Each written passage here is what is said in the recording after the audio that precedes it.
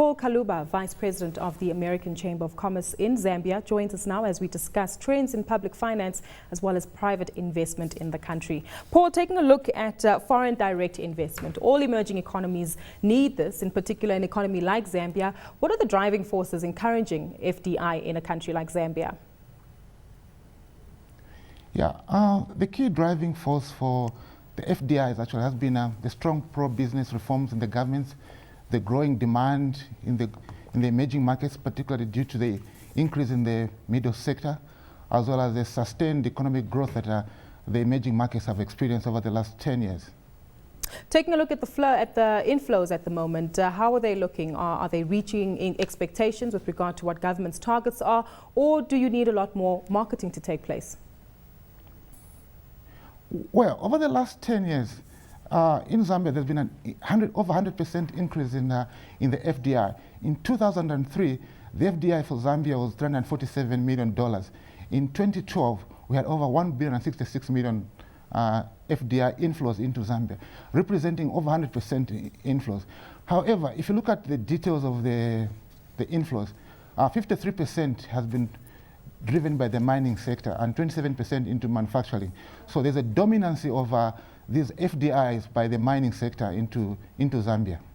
Just on that, you mentioned more than 100% inflows over the last 3 years, Paul. What is Zambia doing right to attract such kind of investments? I think over the last 10 years, the government has realigned its policies towards private sector-led economic growth. And these policies have enhanced or made Zambia more attractive as an investment destination into FDIs.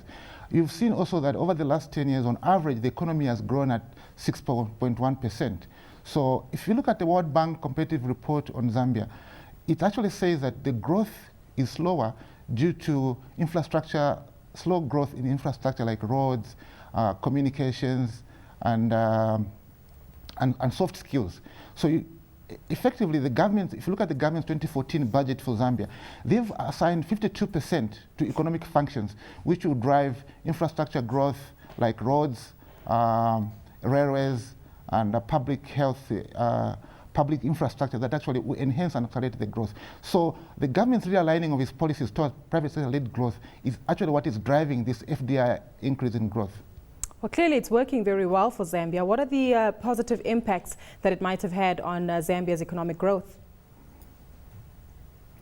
Yeah, the impact actually, we had actually a meeting with the Reserve Bank of Governors yesterday, and he outlined that these changes and trends that are happening in the global economy, as well as the increase in FDI growth, requires that government continuously reassesses and reforms its policies and strategies to ensure that they can effectively harness these FDI's investment and growth into the country. So there's going to be a lot of reforms coming into the economic sector to try and ensure that they effectively harness the economic growth, rather the private sector-led investment into this country. Paul, could you walk us through some of those reforms? What are the typical examples that are included there?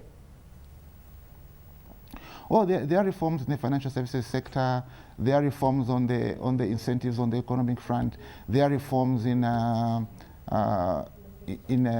how companies registration to try and reduce the cost of business, cost of registration. There are various reforms across all sectors to try and make sure that the environment